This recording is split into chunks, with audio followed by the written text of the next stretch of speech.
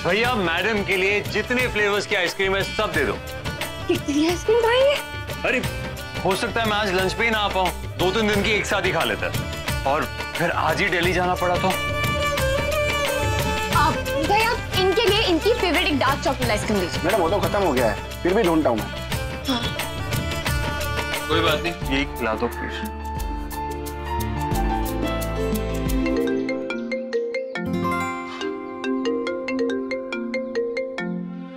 कौन है? चाचा। हेलो। यश। हाँ ठीक है, मैं अभी आता हूँ। हाँ हाँ सब ठीक है? ऑफिस में कोई इमरजेंसी आ गई है, मुझे जाना पड़ेगा। हाँ तो जाओ ना। पर तुम, मुझे बहुत बुरा लग रहा है। इट्स ओके कार्तिक, हम हस्बैंड वाइफ हैं। हम एक दूसरे की जिम्मेदारियां नहीं समझेंगे तो कौन समझेगा। अब तुम जल्दी से जाओ और हाँ लंच भी कर लेना, ठीक है? और तुम क्या खाओगी? मैं पहले यहाँ रह के माहिर से की भी आइसक्रीम खाऊंगी, तो टैक्सी पकड़ कर घर चले जाऊंगी।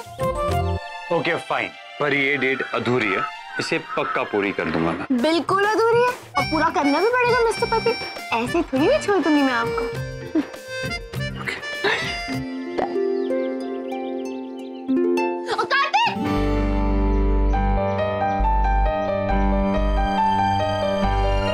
तुम्हारी फेवरेट डार्क चॉकलेट आइसक्रीम मिल गई। खा के जाओ, पता है कुछ और भी महंगा होता ना तो वो भी मिल जाता।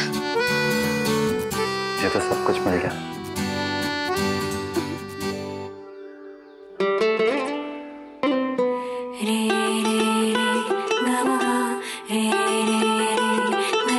सारे गा पा धा पा नी दा नी दा पा मा पा।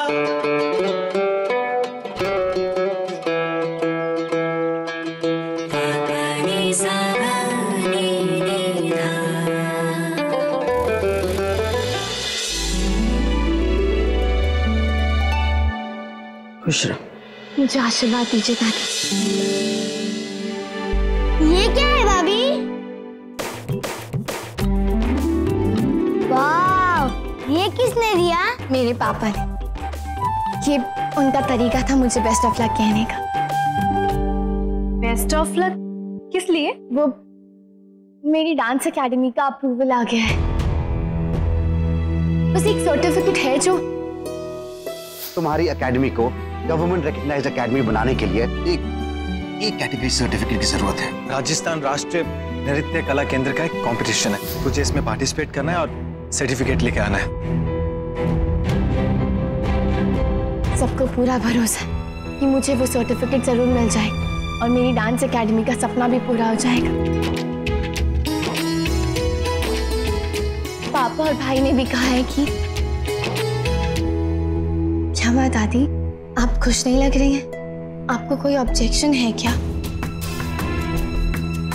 मैं जा सकती हूँ ना? अब तुम पूछ ही रही हो तो हम झूठ नहीं बोलेंगे, लेकिन हम इसकी इजाजत नहीं दे सकते।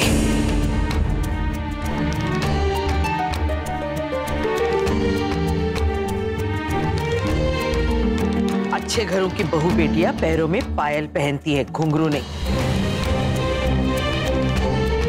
शादी ब्याह में घर परिवार के सामने नाचना गाना और बात है, और ये अनजान लोगों के सामने नाचना अलग बात है, और इसकी हम इजाजत नहीं दे सकते।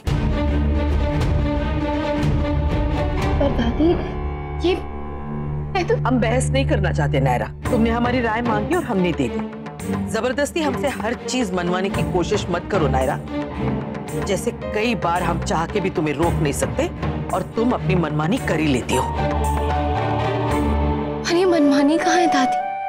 ये तो मेरी मम्मा का सपना है जो उन्होंने मेरे लिए देखा था। सपनों और हकीकत में बहुत फर्क होता है नायरा, और किसने कहा कि सारे सपने सच होते हैं? कुछ टूट भी जाते हैं।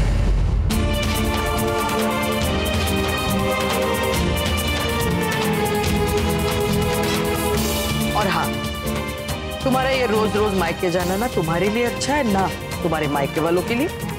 जब तक उस घर से डोर छुड़वाओगी नहीं, तब तक इस घर से बांधोगी कैसे? नहीं दादी, ऐसा जरूरी नहीं है कि आपका कोई एक रिश्ता कमजोर होगा तभी आपका दूसरा रिश्ता मजबूत हो सकता है। आप में ताकत होनी चाहिए, आप सारे रिश्ते एक साथ संभाल सकते हैं। रिश्तों की बातें हमें मत समझाओ नायरा।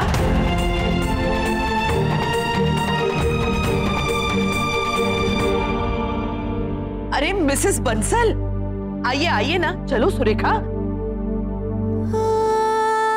आइए।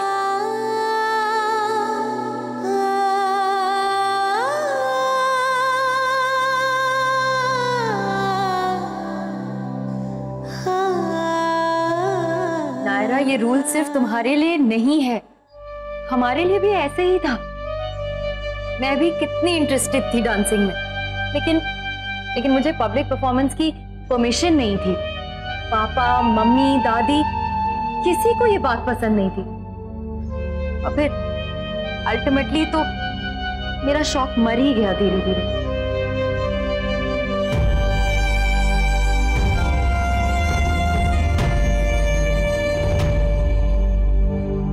सॉरी नायरा, मुझे पता है कि तुम्हें बहुत बुरा लग रहा होगा, पर नहीं प्लीज, इसके आगे कुछ मत कहिए। ये डांस एकेडमी सिर्फ मेरा शौक नहीं है, मेरी मम्मा का सपना है और मुझे इसे हर हाल में पूरा करना है। आंटी के जाने के बाद मैं दादी से जाके बात करूंगी। नहीं नहीं नायरा, तुम माँ जी से भी बात नहीं करोगी। माँ जी भी बहुत गुस्से में, बनती हुई बात बिखर सकती है। तुम पहले शांत हो जाओ, हम बाद में बात कर लेंगे ना। बाद में क्यों, हम आज ही बात करेंगे ताकि टाइम से तैयारियां कर सके, फॉर्म भर सके। उस टाइम शायद मैं ही उन्हें ढंग से समझा नहीं पाई, लेकिन अब समझाऊंगी। वो नहीं समझेंगी नायरा, तुम क्यों बेकार की जिद कर रही हो? जानबूझकर बात को बढ़ाना अक्लमंदी नहीं होती। पर बात तो बात ना करने से बढ़ती है, बात करने से तो सलूशन मिलता है और मुझे इस बात का सलूशन चाहिए।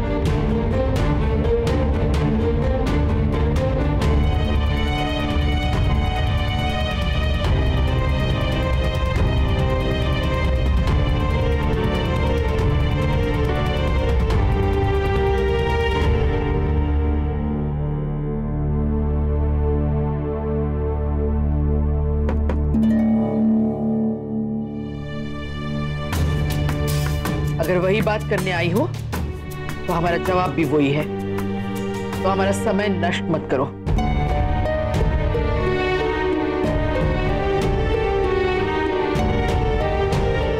बात वही है दादी, पर शायद इस बार मैं आपको अपना मन खोल के दिखा पाऊं। बस 2 मिनट मेरी बात सुन लीजिए दादी। डांस आपके लिए क्या है ये आपने मुझे बता दिया, लेकिन मेरे लिए क्या है ये आप नहीं जानती। डांस मेरे लिए पूजा है। जब मेरी मम्मा जिंदा थी तो ऐसी ही एक मूर्ति मेरे हाथ में थमा के उन्होंने मुझसे वादा लिया था कि मैं इनका मंदिर बनवाऊंगी। एक ऐसी डांस एकेडमी जहां वो सब लोग डांस सीख सके जो इस कला को पूजते हैं, जो इसे अपनी साधना बनाना चाहते हैं। जैसे आपके लिए पूजा धर्म है दादी, वैसे ही मेरे लिए डांस है।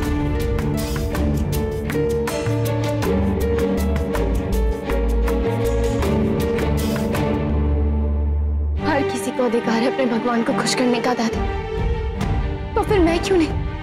बोलिए ना, आप खुद ही सोचिए। अगर इसमें कुछ गलत होता तो क्या मेरी फैमिली अलाउ करती? क्या मेरे मम्मी पापा, मेरे भाई बहन मुझे सपोर्ट करते? जब वो फैमिली परमिशन दे सकती है तो फिर ये फैमिली क्यों नहीं? इस घर की भी तो बेटी हूं ना मैं, तो फिर यहाँ भी तो मेरे सपने। किसने कहा तुमसे? ये गलतफहमी अपने दिमाग से निकाल दो नायरा। तुम इस घर की बेटी नहीं, बहू हो। बेटियां तो आज तक स्वर्णा और सुरेखा भी नहीं बन पाई, लेकिन फिलहाल वो मुद्दा अलग है। कीर्ति इस घर की बेटी है और उसे भी इजाजत नहीं मिली। जो गलत है वो बेटी और बहू दोनों के लिए समान रूप से गलत है। दादी, पर और किसी को तो गलत नहीं लगता है। यहाँ तक कि कार्तिक ने भी सपोर्ट किया हमेशा मेरा इस मामले में। कार्तिक तो बहुत भावुक है, बहुत सारी चीजें वो नहीं समझता, इसलिए उसे अपना सहारा मत बनाओ। हम नहीं मानेंगे मतलब नहीं मानेंगे।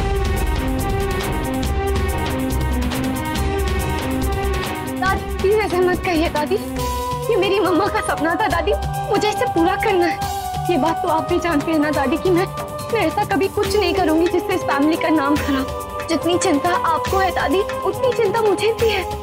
ट्रस्ट मी दादी, मैं कुछ गलत नहीं होने दूंगी। गलत तो तब होगा जब हम तुम्हें इजाजत दे देंगे। जब तुम सही थी हमने तुम्हारा साथ दिया था अपने परिवार के खिलाफ जाके, ताकि तुम पे अन्याय ना हो।